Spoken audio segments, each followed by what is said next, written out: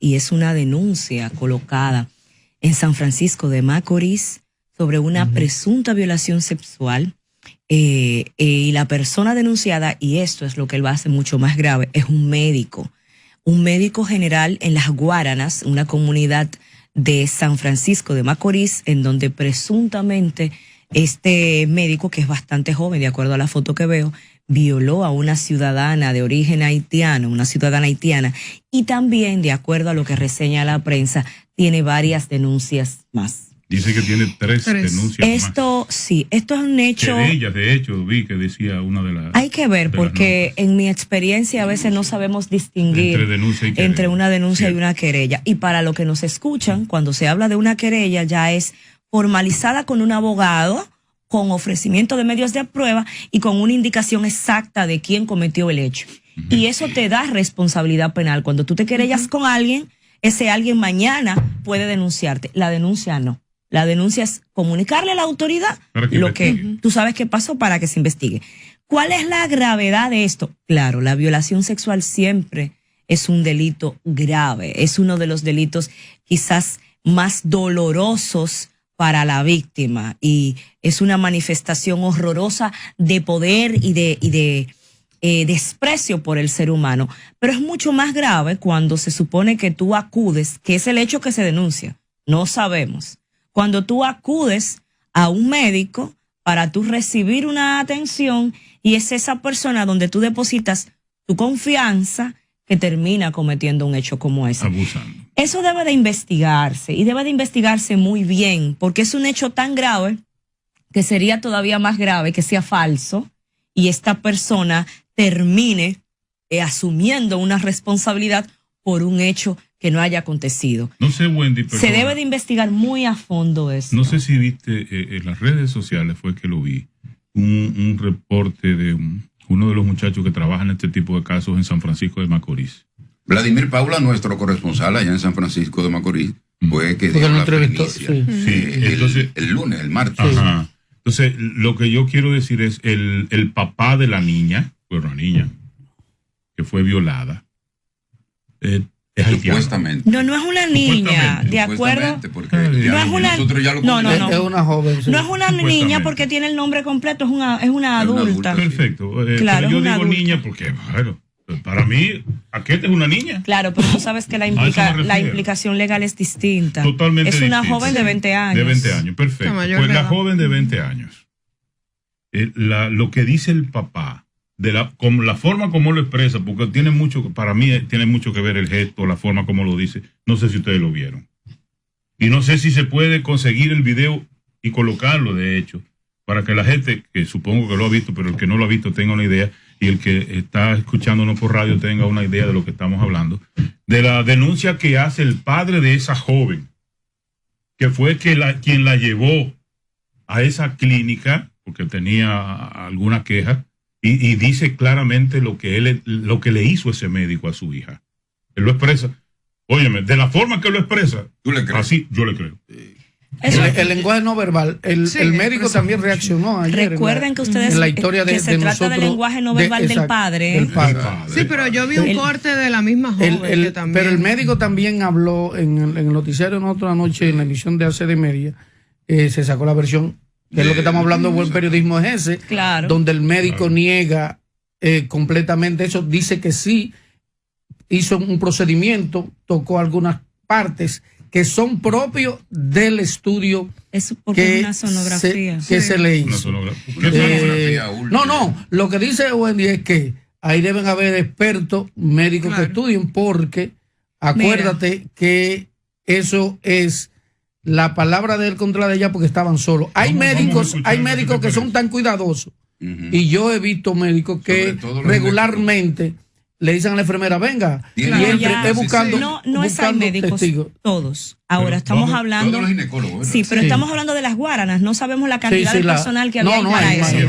Pero en todos los centros que yo tengo la vida acudiendo, eso siempre es así. Ningún hombre atiende a una mujer sola. Vamos a escuchar, por favor, si es posible, desde el inicio, lo que dice esta joven.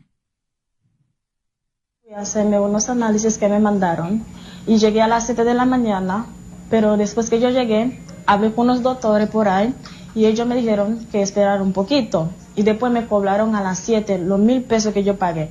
Después de ahí llegué a la 8, cuando iba a ser la 8, yo pregunté, ¿falta mucho? Y uno me dice, sí, el doctor venía a las 9 de la mañana. Y después me quedé tranquilita un poquito. Después yo dije, pues yo me voy para que me dieran los cuartos. Y ellos me dijeron que si yo ya pagué, si yo voy a pedir los cuartos. Y yo me quedé, Y después vino el doctor a las 9 de la mañana y yo fui el primer paciente que atendió. Y dijo, pues ven, y se fue en su oficina y después me subieran, yo tengo un vestido para que lo subiera y me subí encima de la cama para examinarme y dio una vueltica por ahí y después me dijo que cuando terminara me avisara. Y yo dije, ya terminé. Después vino y se sentó y dijo que me abriera los pies, yo la abrí. O sea, es la primera vez que yo hice una prueba de embarazo, no sé cómo se llama, un aparato. Y yo estaba viendo todo ahí y él me dice, tú no estás embarazada, pero tienes una enfermedad, no sé cómo se llama, unos cositos. Y yo dije, es peligroso, yo no voy a tener hijos si yo lo tengo. Y dice, no es peligroso, yo te voy a poner unos medicamentos ahí y se te va. Y después dijo que me bajara encima de la cama y me puso en... Pregunté, eso es parte del proceso. Y él me dijo... Bueno, esa es parte de las declaraciones que ofrecía esta joven. Ella y su padre acusan de violación a este médico allá en San Francisco de Macorís. Vamos a ver las pruebas que puedan aportar. Supongo que habrá un expertise científico médico que va a determinar qué pudo haber pasado como yo les, con esta joven. Claro, como yo les decía. No debería de ser así. Porque... Ya le está condenado. Sí, en mi experiencia... durante más de 3 años dirigiendo la Fiscalía de Delitos Sexuales de aquí del Distrito Nacional, le puedo decir que de los casos más complicados son los casos de violaciones cuando las víctimas son adultas. Porque, por ejemplo, hablamos de una evaluación científica, pero ¿qué vamos a encontrar? Porque al final de cuentas es mucho más fácil saber, por ejemplo, cuando hay un desgarro, pero si es una persona que ya ha tenido relaciones sexuales, es complicado médicamente establecer que hubo una violación. Al final tú puedes conseguir la evidencia de haber tenido sexo, pero no de la violación. No hay que ver, exacto, hay que ver si tiene, por ejemplo, rastros de semen o lo que sea. Por eso digo que es un tema complicado, debe de investigarse muy bien porque también se cometen muchas injusticias en los casos de delitos sexuales. Es un caso ocurrido en intimidad, donde alguien dice que pasó algo y alguien dice que no. Evaluación psicológica, verificar las demás denuncias, porque si ya es una persona que se comprueba que lo ha hecho otras veces, evidentemente algo podría estar pasando ahí. De la irresponsabilidad del Estado, yo voy a envolver al Estado ahí, es eso, presentar a ese señor esposado en un cuartel.